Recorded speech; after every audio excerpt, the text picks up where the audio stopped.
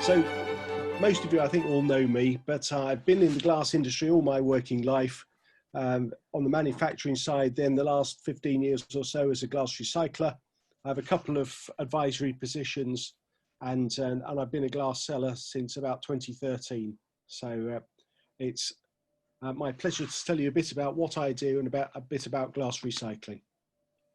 So, so bottles. I'm going to talk to you about bottle recycling more than windows tonight. But bottles and windows can be recycled again and again without any loss of quality, and so they should be. Every ton of recycled glass saves more than 1/2 ton of CO2 emissions from a combination of, well, soda ash, sodium carbonate, and limestone, calcium carbonate. They emit CO2 when they're melted, and when you remelt melted glass, you don't have to put the energy in for those chemical reactions, and you save energy because the temperatures are lower. And all of that adds up to more than 1/2 ton of CO2 saved for every ton of glass that you remelt. And in the UK, we collect about 70%, 2/3 to 3/4 of the glass bottles that are used. You might ask later on, we might come back to why it's not more, but it's been creeping up, and compared to most other materials, it's way above. It's one of the highest levels of recycling amongst the packaging materials. And you might imagine in your mind that that what we do is bottle to bottle recycling, and that's certainly what we try to do. But in reality, about half of the bottles that are used at the moment in the UK end up as new bottles. So, so for the purposes of getting a little bit technical, and what is recycling? Well, there are two real types of glass recycling. One is back into bottles, and other types of remelt, where the glass is melted again, such as the glass wool insulation that ends up in your roof, which is normally around 70 to 80% recycled glass, and they use a mix that doesn't include any sand, just recycled glass and chemicals to adjust the composition to where it wants to be. And then in Northern Europe, they make foam glass, which is a sort of low density insulation material, lumps that look like pieces of coal but weigh almost nothing, which they use as underfloor insulation for houses and roads, and helps to keep them from frosting in the cold winters. And then there's other, which is for aggregates, which I'll come back to later, but it's pretty much anything where you're substituting a glass sand for a different type of sand. So in the UK, there are targets which require more than 67% of the glass that's recycled to be remelt, and that 67% normally rises from year to year. I'll come back to targets later as well. And so inevitably, the biggest market for recycled glass is the glass manufacturing market, and the material they want they want it to be as good as a raw material. That's to say, as good as the sand, completely contamination free, pure, with good color, and reproducible, the same chemical composition, and the same from day to day, week to week, year to year. So we'll talk a little bit about that as well as we go through. And because there's a lot of green cullet in the UK, and because of the versatility of green, you can get up to 90%. I've run furnaces in my working life where we had 95% of the raw materials were cullet, cullet being furnished ready recycled glass. And we've run 95% cullet for more than a year successfully. But the average is about 68%, I believe, for green, and a bit lower for amber, and about 40 for flint.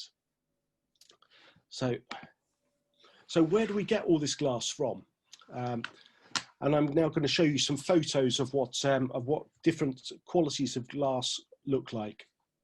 So where we start, this is some very nice, a nice pile of clear flint bottle bank bottles from Aberdeenshire, collected from bottle banks, taken to a depot in Inverurie, and you can see not very much contamination, nice colour, odd bits of stuff that shouldn't be in there, cans here and there, but pretty much whole bottles.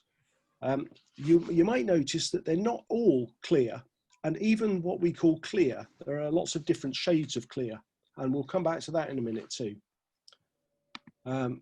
Here's a nice pile of brown bottles in the adjacent bay, and here's a nice pile of green bottles in Aberdeenshire too. So you can see they're pretty good. They're very easy to recycle, very little contamination, really nice. So the next phase, though, this is mixed coloured bottles. So this is what we get an awful lot of from curbside collection, from pubs, clubs, restaurants, bars. You can see here there's a bit more contamination. The glass is a bit more broken. There are mixed colours. It smells a bit more too, actually, because they're not quite so careful with the residues. But you can see there's bits. It's still relatively easy. This is easy to recycle, and colour separation is really good these days. So mixing the glass together doesn't make any difference to its recyclability.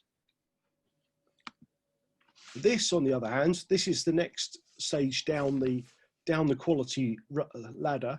This is the result of glass, cans and plastic being mixed together in the same bin for curbside collection. And what happens there is that the mixed glass, cans and plastic go to a factory called a MRF, a materials recycling facility. And at the MRF, they break the glass to get it away from the plastic and the metal. The metal and the plastic don't break. So they break the glass on a big aggressive breaker. It breaks into small pieces, and everything smaller than 50 millimeters across falls through the holes. And what you can see here is that there's a lot of other stuff that's smaller than 50 millimeters that falls through the holes too. Lots of lids, lots of long stuff, pens, lipsticks and mascara and stuff that isn't glass or cans or plastic, but gets put into the wrong bin. And this is also the story that when you start mixing materials together, you get lots of contamination that shouldn't be there. So this is, nevertheless, the contamination is pretty repeatable. All those lids are relatively easy to get out because they're the same sort of thing. Longs are not too difficult to get out either. And this material is still quite recyclable. It's not too dirty. So the next picture, this is what happens when you start mixing paper in with the bin as well. And you might have a one bin collection where you have glass, cans, plastic, all your paper and card, and then you start getting shredded paper mixed in as well. So the process is the same.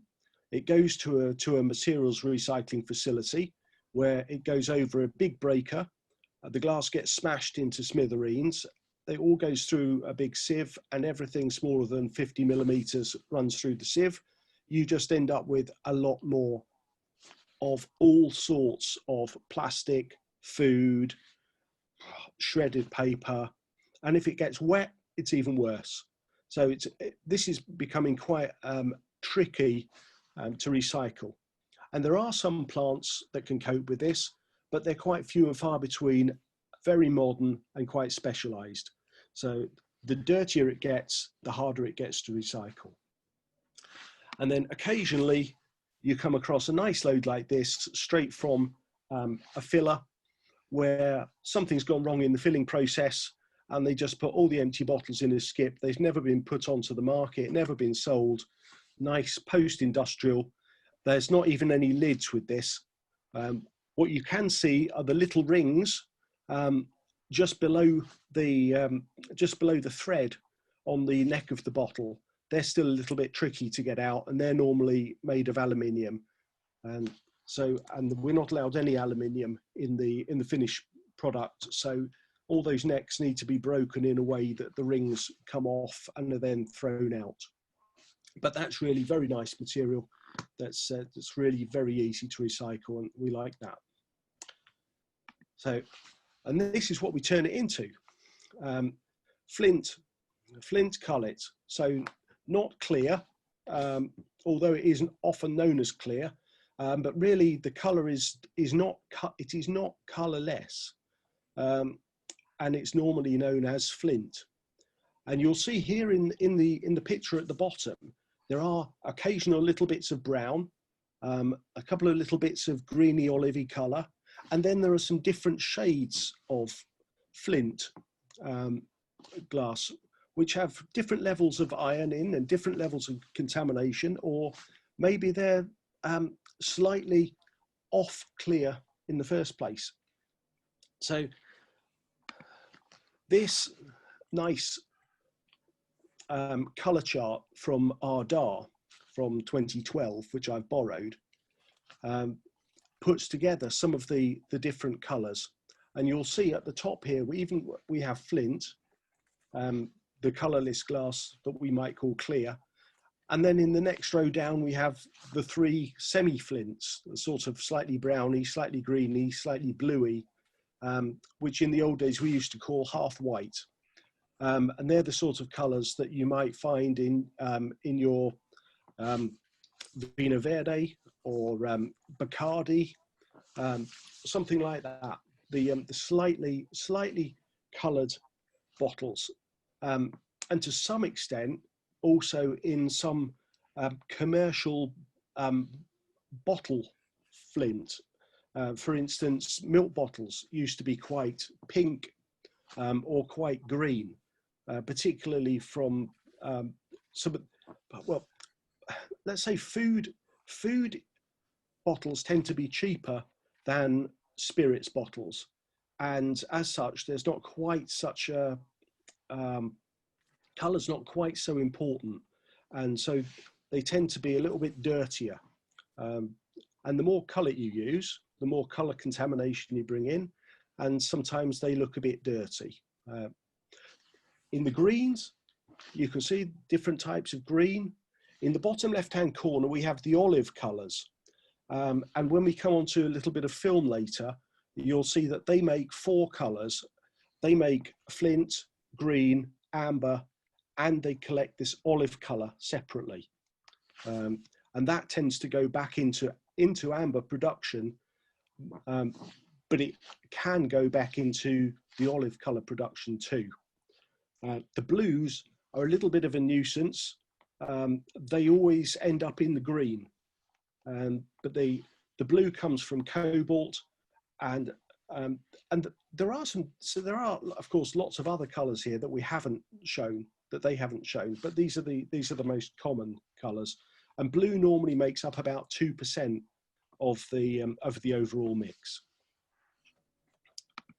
So this is a nice pile of green cullet that I saw in Portugal, actually, this one. But when you look at it more closely, with the photo on the right, you can see that it isn't all green. There's quite a lot of other non-green colours in there. And in Portugal in particular, they like a dark mixed. So this is probably about 60% green, and quite a lot of flint in there. It's probably 10% amber and 30% flint, something like that. And that will go into Portuguese wine bottles. So this is the specification, which I borrowed from Quinn Glass when it was still called Quinn Glass back in 2014, which in those days tells you that we needed more than 98% flint glass in flint cullet. Nowadays it's more like 99 to 99.5%, and that these figures, less than 2% green, less than 2% amber, are more like less than 0.5% green, less than 0.5% amber. And it's because if you have iron, iron can be decolorized by adding other colorants and making it grey. But the green color comes from chrome, and chrome can't be decolorized. It's a very, very strong color. So 2% green in flint really makes a big difference to the overall color of your final product once you've mixed the cullet in. The darker colors though, green cullet and amber cullet, they're allowed at least 10%, well, although it says no more than 10%, well, it says more than 10% flint, but it means less than 10% flint, and less than 10% amber. In the amber, less than 10%. They've got their signs in the wrong direction in some places. Anyway, it should be more than 90%. Green should be more than 90% green. Amber should be more than 90% amber. But in reality, a lot of green and amber colour is more like 80% green and 80% amber, because the extra colours are not quite so important when you're making dark products. The other part of the specification is that, as I said, no other contamination. So no ferrous metals, which tend to come through as little bits of little steel balls in your bottle. Organic matter burns off, but affects the chemistry, and affecting the chemistry can affect the color. And the specifications for bottle colors, but even green, can be very tight these days. So, and if there is an excess of organic matter, then you need an excess of sulfates, well, an excess of limestone in the to clean up the flue gases, and that leads you to be very close to some of the emission limits too. So it's very important that there's not too much organic matter, and whatever quantity there is stable, so that the plant is used to how much they're dealing with, and they add the chemicals to deal with it and it stays steady. The non-magnetic ferrous metals like aluminium is a very strong reducing agent, and it turns silica sand, SiO2, into silicon metal, and you end up with little balls of metallic silicon in your final product, in the sidewall, for instance, of a bottle, and they tend to explode. So they're not very popular. And at the bottom, we're talking ceramic, stone, and porcelain, less than 10 grams in a ton of glass, less than 10 parts per million. So if you think back to some of those pictures we looked at earlier of how much contamination there was in there, then getting that down to less than 10 parts per million is extremely difficult. Down here at the bottom, there's a reference to heavy metals, and that must be less than 100 parts per million of lead. There are two real sources of lead. One is lead crystal, of which always ends up in the glass bin. And lead crystal can be rejected by special lead rejection machines. And that's because it's 20, 15, 20, 30% lead. But from years and years ago, let's say back in the 70s, 80s, 90s, there was a lot of lead from the lead capsules of wine bottles. A lot of lead ended up in furnaces. It ended up in the glass, and that glass is still being recycled today. It goes round and round and round and round and round and round forever. And so the amount of lead in glass is slowly coming down, but a lot of cullet already has more than 100 parts per million of lead in it. And it's not rejected by machines until it gets to about 1%. So there's a lot of glass. Sometimes factories find that they're restricted on how much cullet they can use in order to try to stay within the law. And when I say the law, it's a little bit murky. What we're really talking about is American law. America has a restriction of 100 parts per million in some states, which stops the. They don't want to import filled beer bottles, for instance, into America.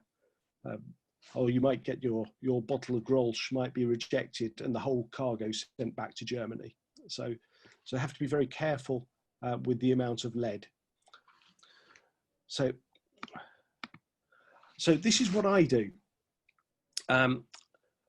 This is a pile of glass in Edinburgh. We've got about 4,500 tons sitting at the dock in Edinburgh, waiting to go to Portugal to be recycled. Here we are loading it onto the ship, filling the ship up, emptying the bay. And you might ask me, well, why do we export glass? And so here's a nice little map with a few photos, with a few little pictures on. And the reality is that the further north in Europe you go, the clearer the bottles are, the flintier. So in Sweden, in Scandinavia, they make lots of vodka and they put it all in clear bottles. As we come down to the UK, we make a lot of whiskey, we make a lot of clear spirits, we make a lot of food. A lot of that goes into clear flint bottles. We do have beer in dark bottles. We do have some bottling of wine that comes in from deep sea destinations, South Africa, the USA, that can be bottled in green and amber. But we make a lot more flint glass than we do green. But as you move south into France, Spain, Portugal, Italy, the Mediterranean countries, they make a lot of wine. They fill it up there and they ship it north. So we get a lot of green cullet coming into the UK, and but we want to make a lot of flint cullet.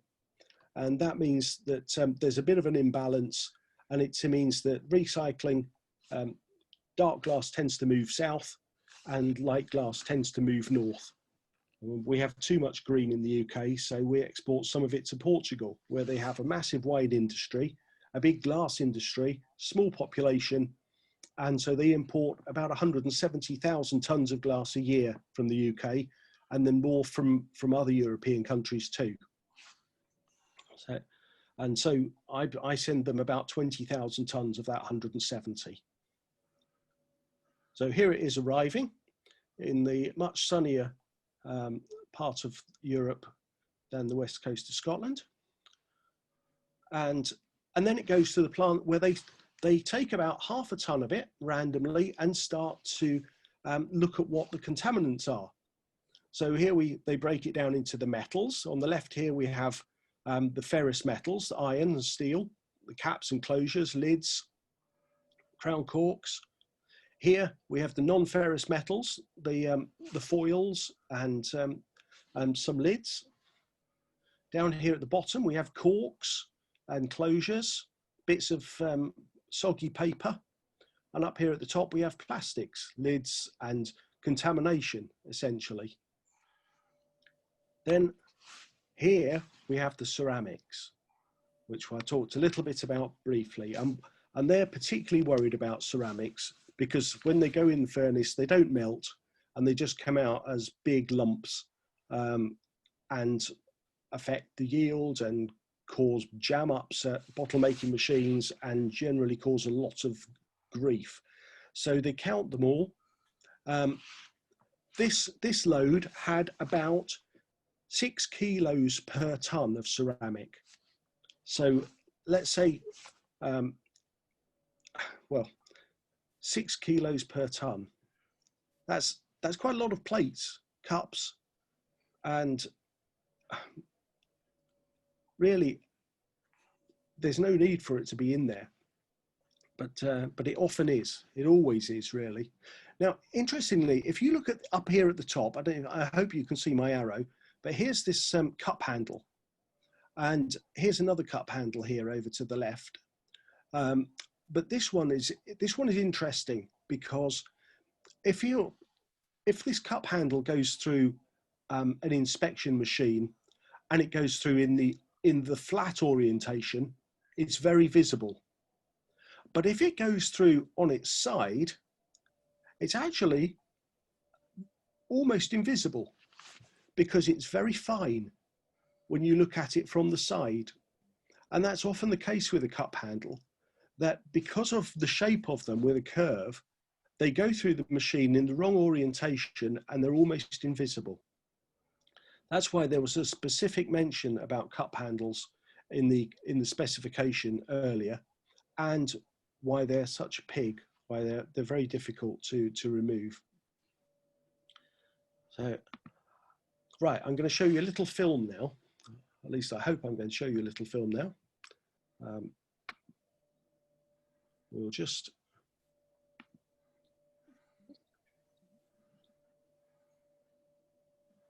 This is a film of a recycling plant in... At Sibelco, we believe in creating a more sustainable future. That's why we partnered with High Five to develop technology that revolutionizes glass recycling. Matthew, you stop sharing the screen. More efficient. If you believe waste glass is It's all right. Right, we'll come back just a minute. Thank you. Oh. Okay.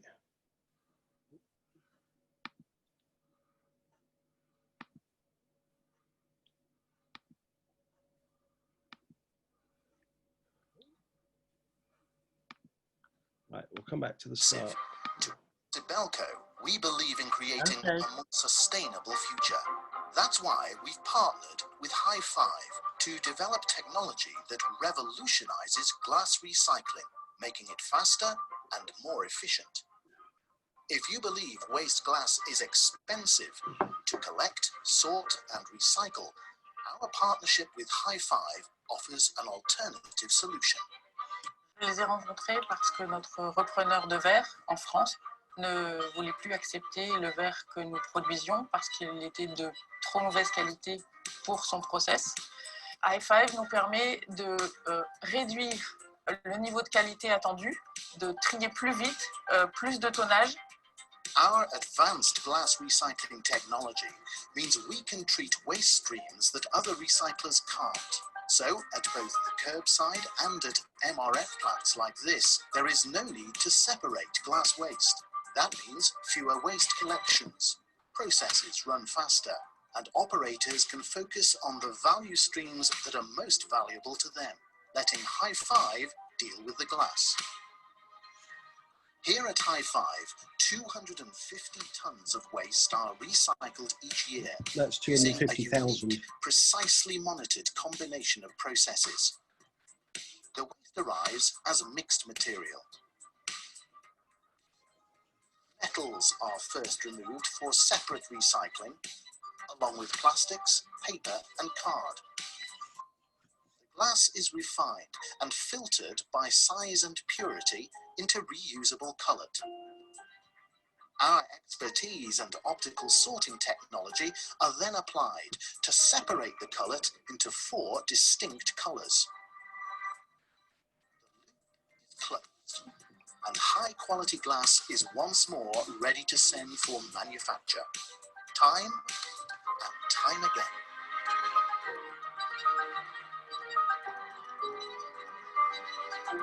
High Five est plus efficient parce qu'ils ont des machines qui acceptent une qualité de verre en entrée et des catégories de verre en entrée plus larges que d'autres process, et donc permet de valoriser plus de verre. Elles sont beaucoup plus efficaces. It's a plus if you can say to all your friends and colleagues and family, I helped the environment. In every way, this is the future.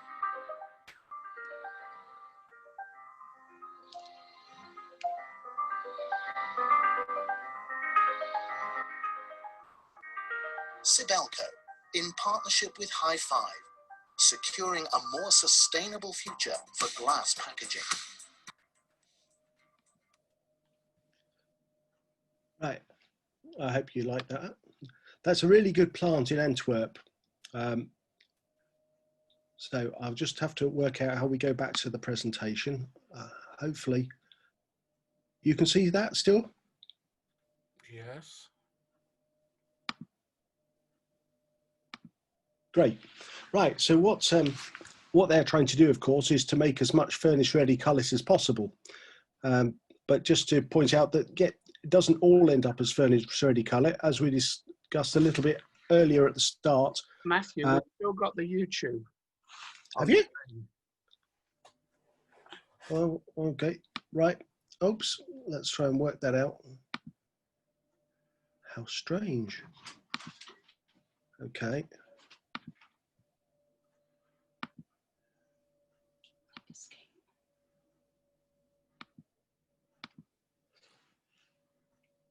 Right, let me just see, how do we go? That's no good. So, right, we go back to Zoom. Ah, right, okay. Yep, we're back to this one. Right, we got it. You're back on here, right, okay.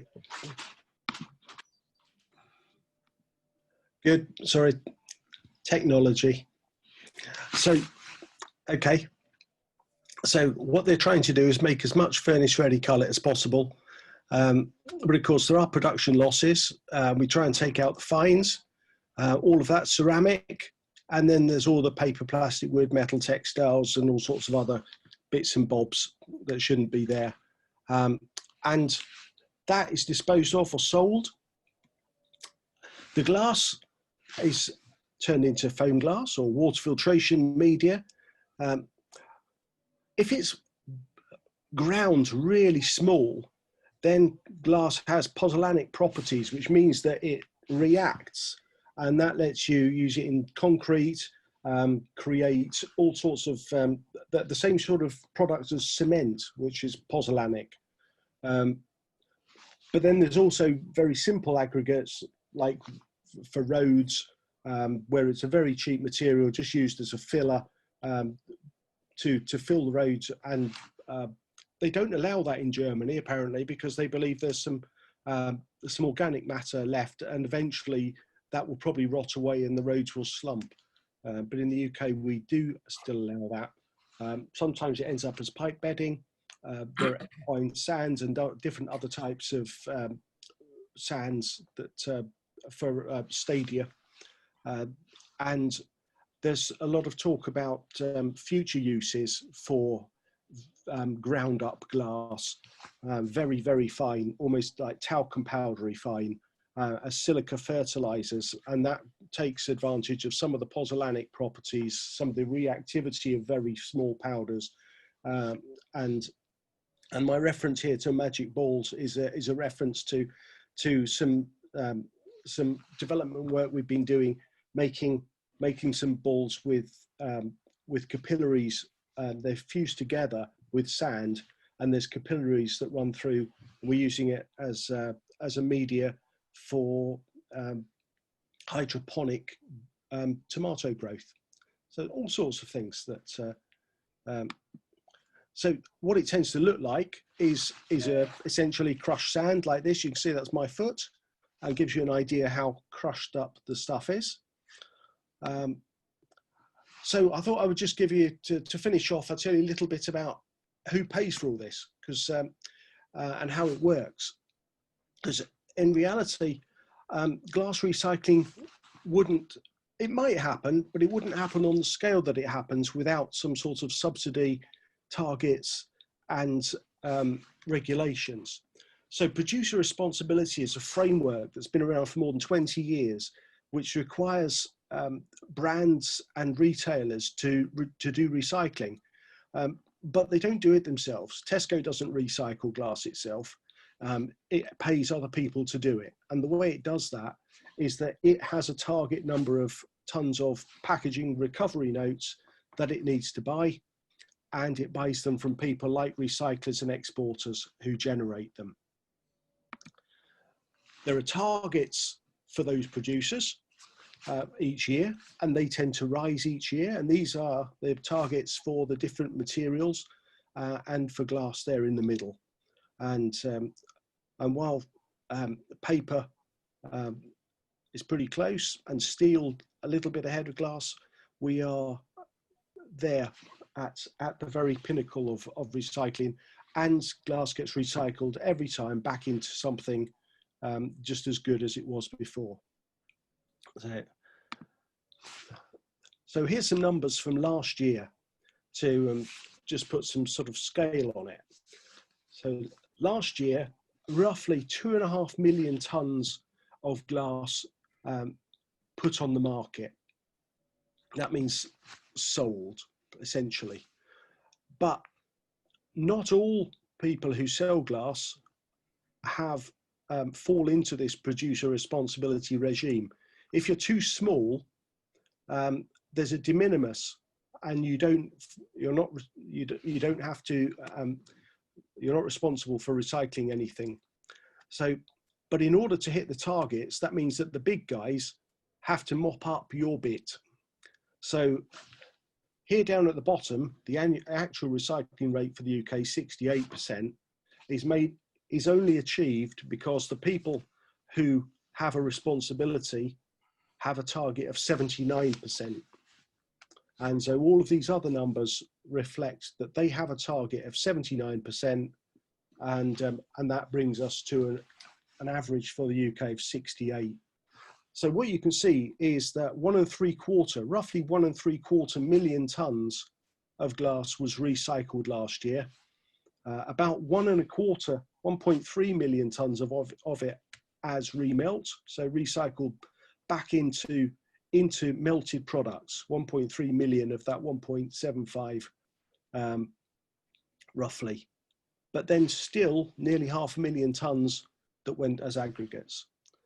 And here we are at the bottom with the where the exports went. So, and those PRNs that provide that subsidy, this year they're worth about 15 to 20 pounds, and that's enough money for glass recycling to make recycling happen.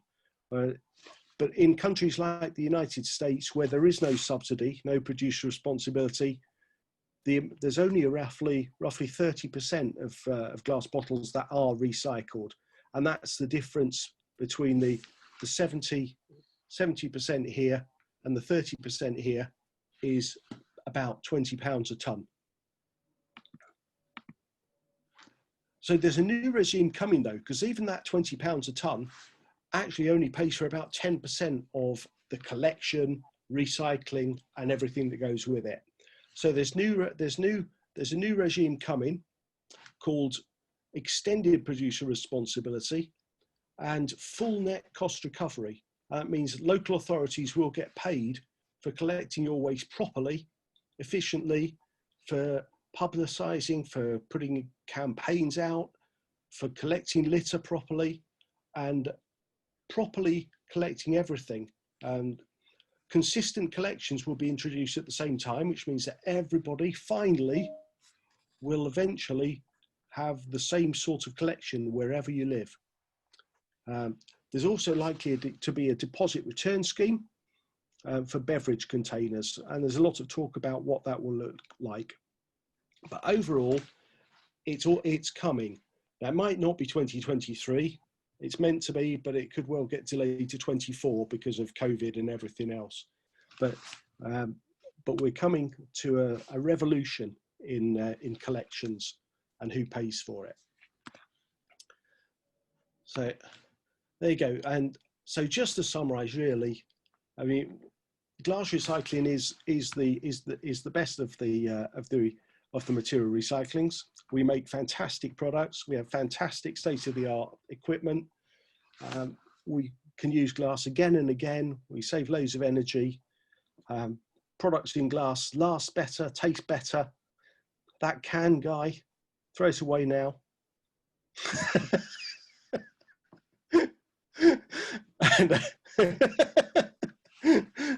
So there you go. That's. I hope you've enjoyed that. I hope you've got some questions. I hope I haven't bored you too much, and that that it's been as interesting. How long did that take me? Ages. So over to you. Thank you. Can you answer? Well done, Matt. Right. What do I do now? Matthew, that was brilliant. Well done, Matthew. Thank Well you. done. Mm. Right, there you go. Well done, Lucy, for sorting out the problems. Yes, well done. And badly done, Guy, for drinking out of a tin can. Yes. Shame on you, sir. That was all planned. That was all planned. That's better. A proper glass from a proper bottle. That's what we should- Oh, Yeah, your timing was just great there, because you were actually the only person I could see at that point. So, All I could see was Lucy and Karen. Those are the only two I could see on my screen. They were very interested in your talk, Matthew. That was very good indeed. Can I ask a silly question? of course. Our curbside collection, Surrey, where I live,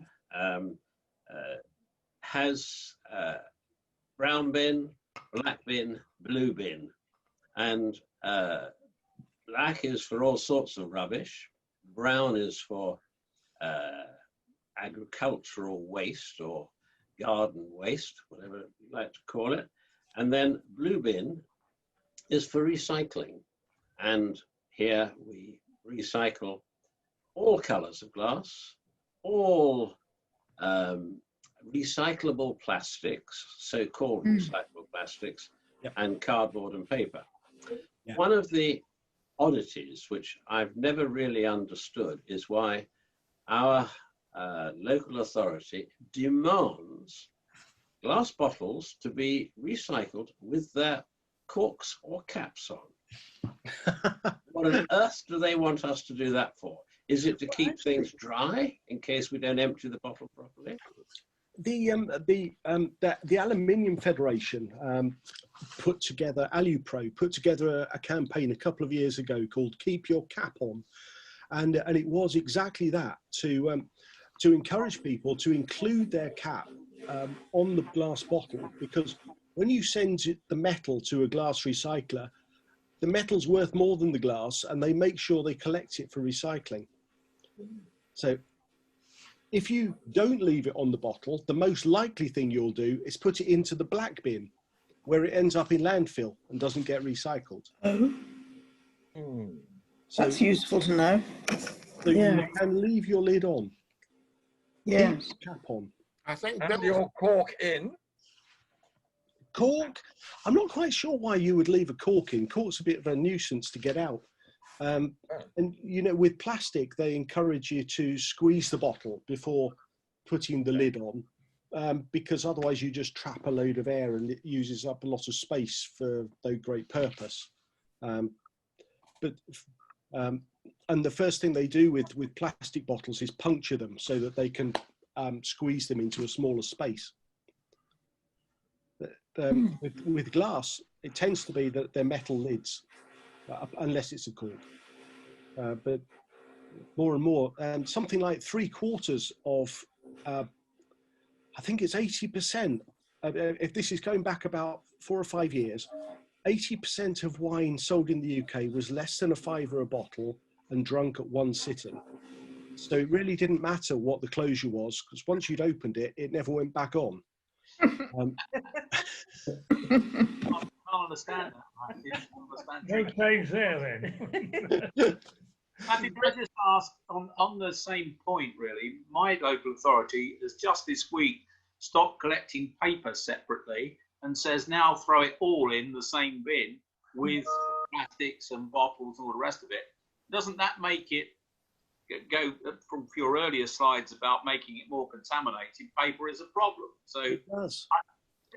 Glass is a problem for paper, and paper is a problem for glass. They don't like each other. This upcoming, you know, this thing you were saying about 2023, when everybody's going to go to the same way of collecting. Do you think that may be what they're doing?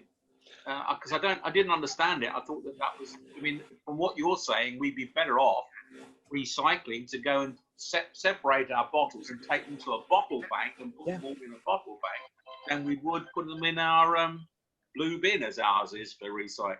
Yeah, that's definitely a step in the wrong direction. But the paper industry hate glass, and glass hates paper. Once the paper's got wet or contaminated, then it's really difficult to recycle it, especially into anything of a comparable quality. And it's the same once you get a lot of shredded glass in the paper. Sorry, shredded paper in the glass. It's much more. It's very difficult to get it out. Well, and of course, what they've done is they've also said, well, you've now got a red. We used to have a red box for paper.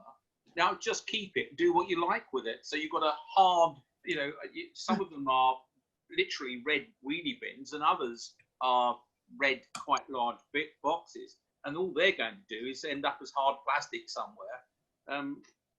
You know, so they've added to the problem, not solved anything. They have. There was a time, because when Scouts collected paper, but the trouble is that the value of these recyclates is so variable that there was a time when the Scouts had a lot of paper, and then it was suddenly not worth anything, and they had to pay to get rid of it. It became a liability, and they all sort of got out of it again. But there are times when paper's worth money and times when it costs to dispose of. Glass is never worth much, but it's normally worth something. It's so what's it called going around and collecting? Aluminium? Aluminium's always worth something.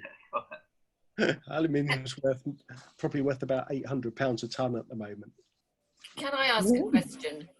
We have a blue box to put all our bottles and glass in, but they discourage us from putting broken glass in there. What's the rationale for that? I think it's just to make sure the bin men don't get injured. Once it's gone once it's made it into the van, it's fine.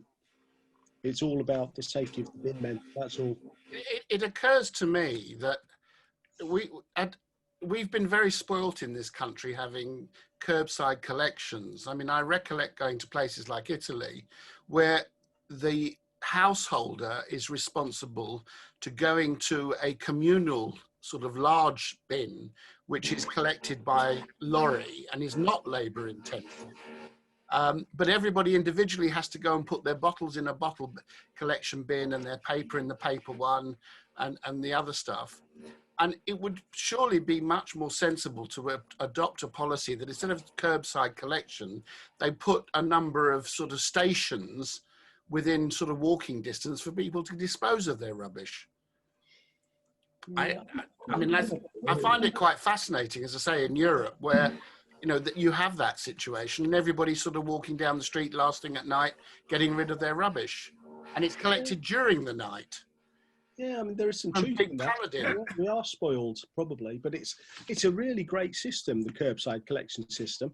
And the likelihood is that extended producer responsibility will mean that more things start to be collected and properly recycled at the curbside, like film, foil, bread bags, stuff like that, pouches and all that sorts of plastic. There's an expectation that all that filmy sort of stuff will be recycled from 2024, say. It's very labour intensive though, isn't it? Once you've got a collection in place, then it's expensive, but it sort of works. If you can get a good collection, brings material of good quality that can be recycled efficiently. It's a bit of a combination. Yeah, I think if you expect the householder to do it without having a curbside collection, you don't get the quantities back. Right. And one of the things that they're talking a lot about is deposit return scheme, and that would a traditional scheme. You'll all know a traditional scheme where you take it back to the shop where you bought it and collect your 20p. The most recent developments on that are all talking about a crypto-based deposit return scheme where every container would have a QR code on it, a unique code, and you would pay your 20p at the shop, but your bin would also have a QR code on it, and when you've used the container, you put it in your bin, recover the 20p, and the council are able to collect it for you, rather than having to take it back to the shop, rather than having to collect all those empty cans, bottles underneath your sink or wherever, until you're ready to take them back to the supermarket. You can still use your bin. There also, the other situation with that is the VAT element. It's probably not vatable, but it's an interesting, it's one of the things that retailers are very concerned about. Yeah, the deposit shouldn't be vatable, but it's not clear yet. Yes. Yeah, quite. British Glass seem to be very opposed to the whole concept. They're not totally opposed to deposit return schemes, but they haven't found one that's been well designed yet. Right. And I think the crypto one is the one that is the best designed for glass, because it doesn't involve you a lot of extra journeys. It also doesn't differentiate between the way that bottles with a deposit and jars without a deposit are collected. So they both end up in your glass bin, which should be, after consistent collections, a bin for glass, which would be great. So everything goes in the same bin. That makes the collection infrastructure likely to collect a lot more bottles, and for them all to be decent quality collected together. Is it also something that should be an education sort of situation? I mean, should that sort of, I mean, the lecture you've given tonight, if it was simplified, it should actually be starting to be sort of taught at school level, surely, so that people actually start understanding the value of recycling, rather than it being a sort of a good idea concept. But then they've got to make it easy to do, which you know. And I hear what you say about Europe, but the problem is, are you going to want to be the one that has all the recycling bins outside your house on your street? And I suspect that you'll find that quite a lot of people wouldn't want to be that. And so that whereas in Spain, and you said in Italy, Paul, that it doesn't seem to be a problem. A lot of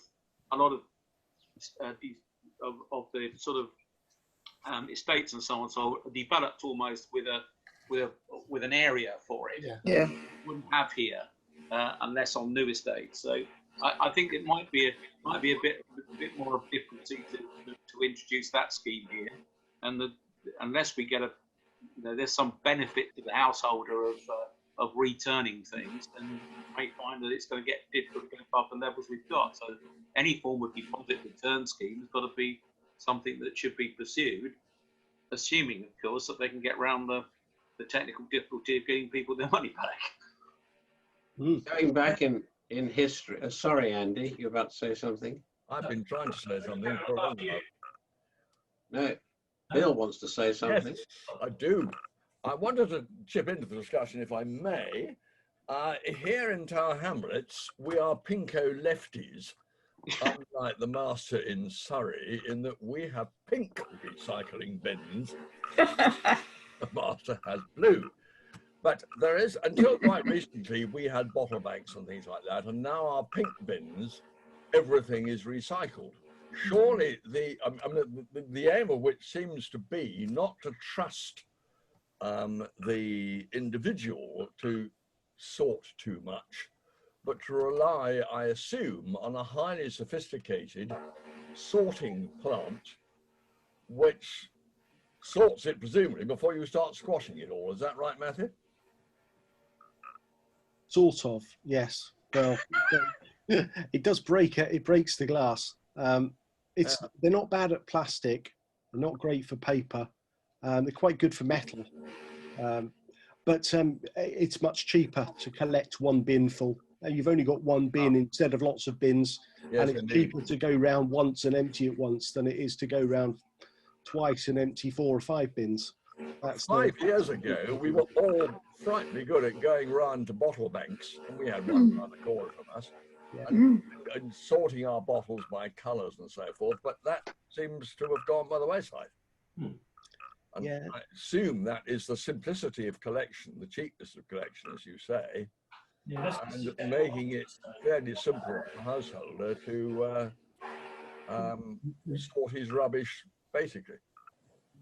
But I'm amazed that they can't still treat paper separately if paper is such a problem in recycling glass.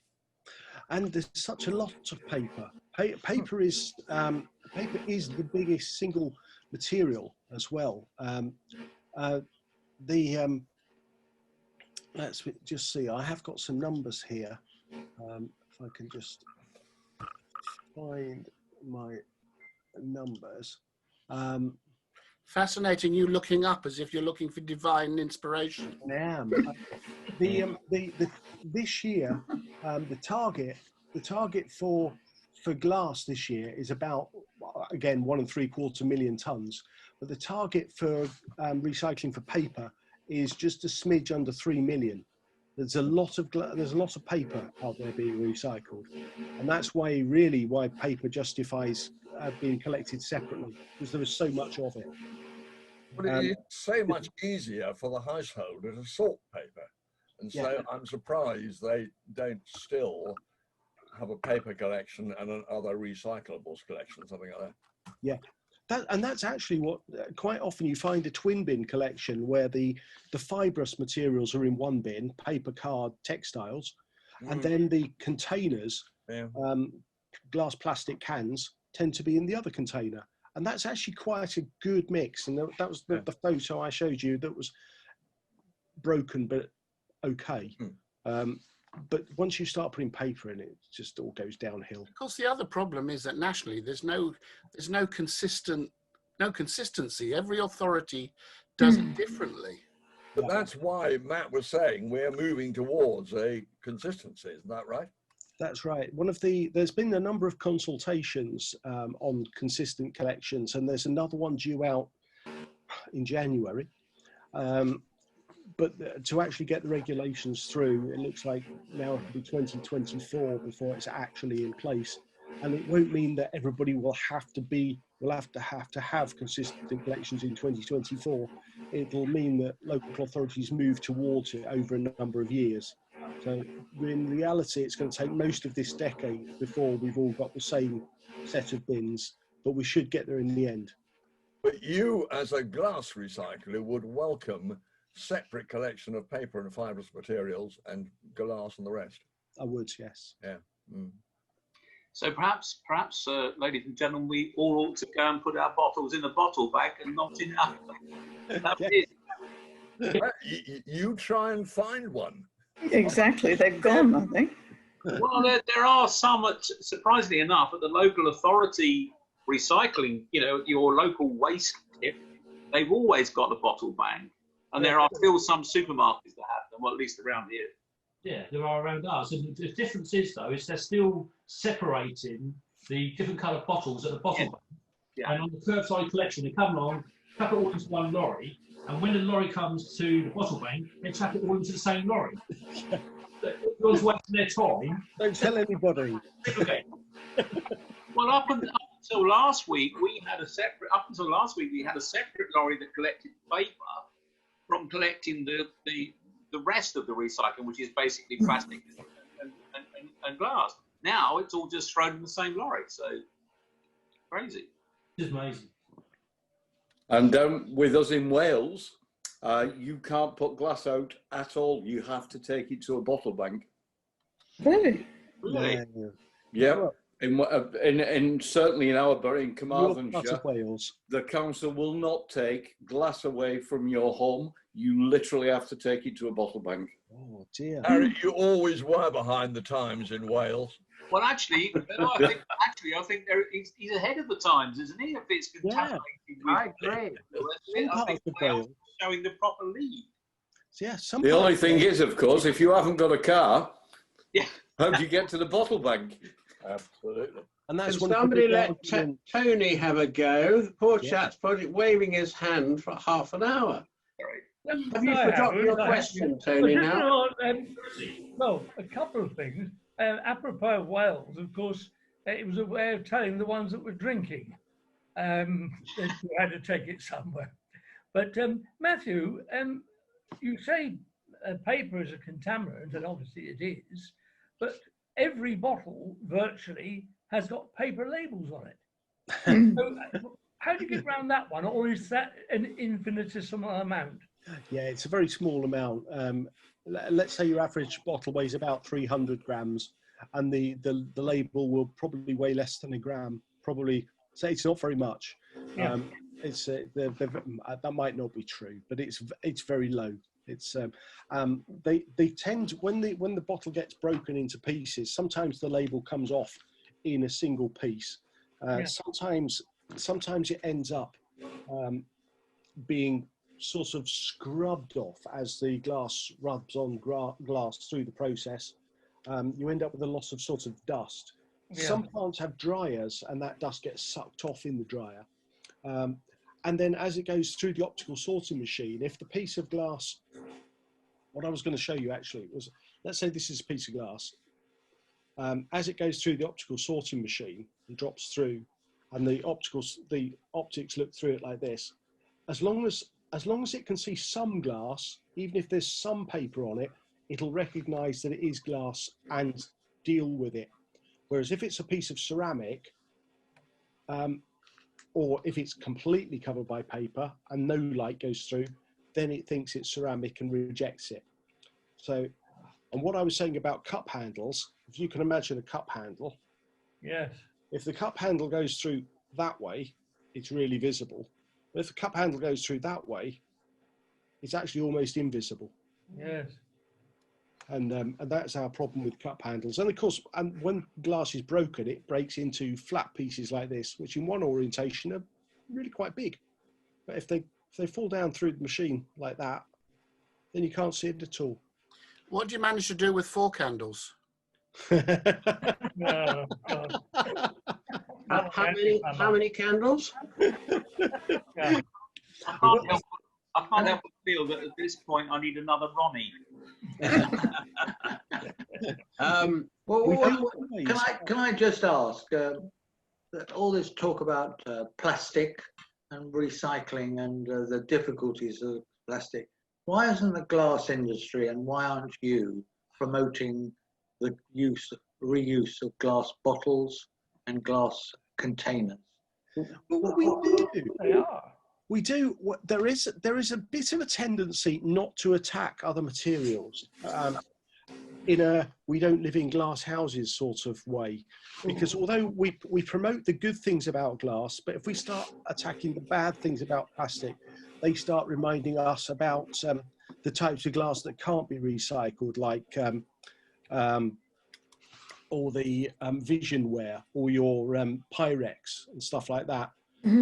And how badly we recycle windows, that there's only about 20 to 30% of windows that get properly recycled, and the rest of it either ends up as rubble or landfill. So they start pointing out these things. So we tend to live in our own little bubbles of what we do promote and what we're careful about how we attack, so that we don't get attacked too much back. Martin, if I can just add to what Matthew's just said, actually the determining factor is the retailer. And a lot of effort goes into persuading the retailer to stock products made or packaged in glass, the supermarkets, in other words. Because if you don't get a choice when you're shopping for your tomato ketchup, as you actually do, because some comes in a glass bottle, some comes in plastic, the preference is that glass is seen as a premium packaging product, which I hope everybody would agree it is, but the supermarket is the decision maker. Yeah. Well, then really there's got to be a change in attitude towards plastic. Yes, well, that's being done in another way. That's the blue seas, etc. Matthew says, we absolutely in the glass industry do not want to attack other materials or be seen to even implying other materials are in any way inferior, because we have our own warts. Can I just share the screen and show you something? Because this is very relevant. This campaign was launched by British Glass on August the 26th this year, and I've already posted it on our social media sites.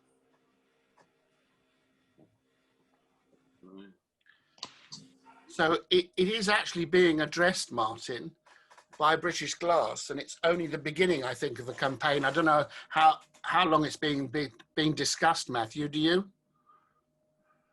Not really, but it's the glass container manufacturers which are doing that. Yeah. But it's a delight, I have to say. We're running a little later than we perhaps everybody wants to go off for supper sooner or later. But I wanted to say, Matthew, from glass sellers' point of view and my knowledge of glass, I know glass pretty well, but I didn't know anything near as much as you've just demonstrated this evening. Absolutely great. And as you're a director of British Glass, and equally Barbara, you come with great responsibility to teach us all that we ought to make certain that we only buy products in glass and that we recycle it properly. I think probably the most productive thing about the whole evening is that Lucy and Karen have found out actually what you do.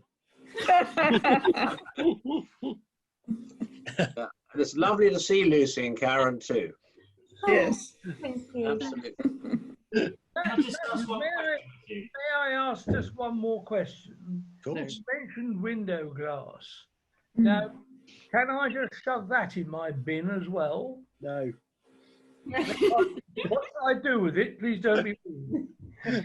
You're meant to take it to your local tip and put it in the. Normally, you're supposed to put it in the rubble. Can I just ask one more, Matthew? Can't recycle it. It's very difficult to recycle for the average person. It's very difficult to recycle. It's the glazing company that is at fault. It should be ensuring that it is recycled. Yeah. Oh. Generally, it's a slightly different composition as well. It is, and especially I got glazed windows. You might be able to take it back to your local glazier, and they might have a skip which would go back to a glass recycler. But it's very much a commercial route. There's just about no public route back through to glass recycling in the UK. There is in the Netherlands, but in the Netherlands they charge about 40 cents a kilo when glass is installed. When flat glass is installed, they charge about 40 cents a kilo, and that money goes into a central pot which pays for recycling points around the country so that we can put our old greenhouse, windows, mirrors, whatever else, somewhere so that it will be recycled properly. So it's a bit like the scheme that we have for electrical goods, where you pay something for recycling for your recyclable goods, or tyres, that you pay something and it happens. But for in the UK, we don't have something like that for flat glass, and it doesn't happen. And that's in a sense what happens, why this does happen with bottles, that we do have a scheme where there's some money and that pays for it to happen.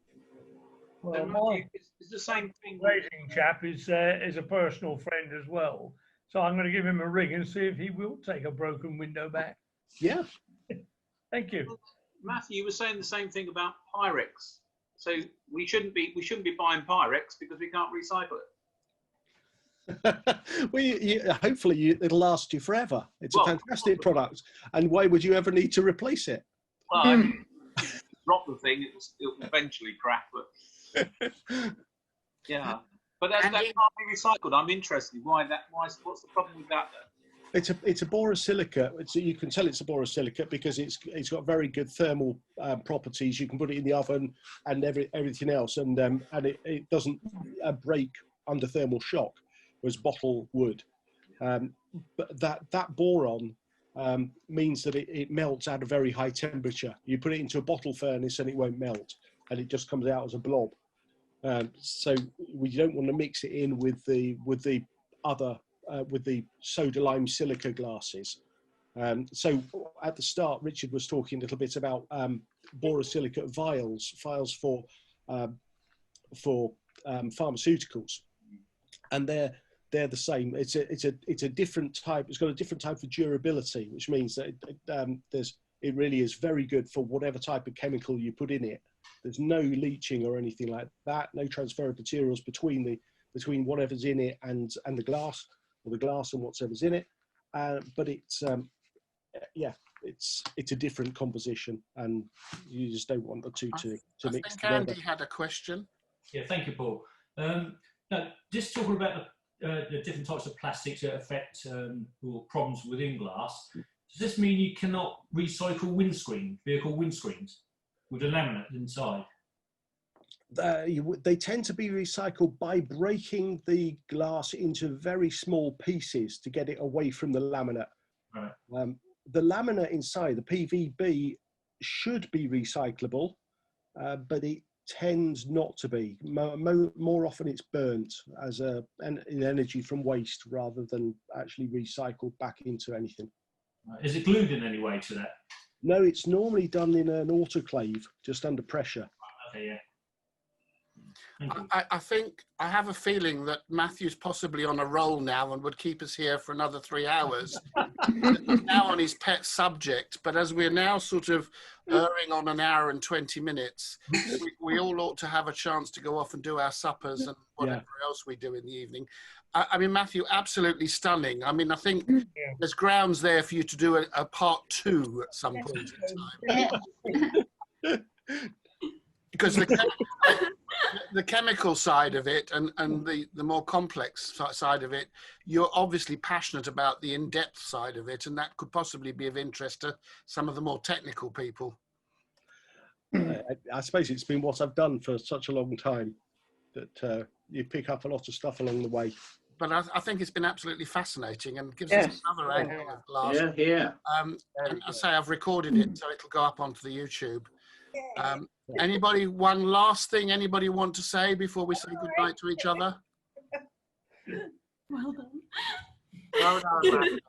Absolutely well done. No, just to let you know that the water conservators have today cancelled their installation court and dinner that they were having as a result of this lockdown.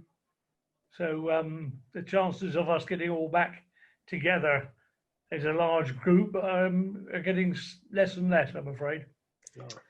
On that cheerful note, I think that's very, very true, but let's be more optimistic than that.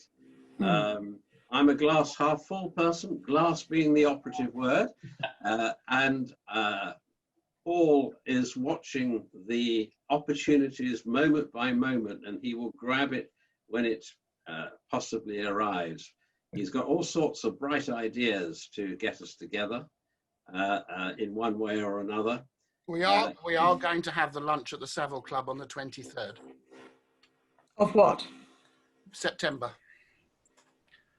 There'll be limited number, and the social distancing has all been sorted out, and we've got it under control. So we can do.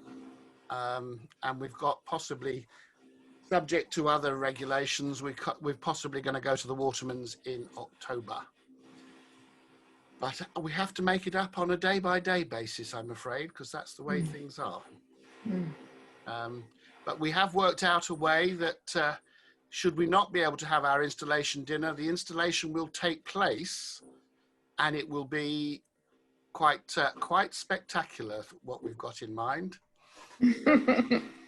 Watch this space. I wait to hear. You heard it yesterday, Bill. You don't need to be there, Bill. Right. On that note, everybody, thank you very much for attending, and thank you. Matthew. Matthew. Matthew.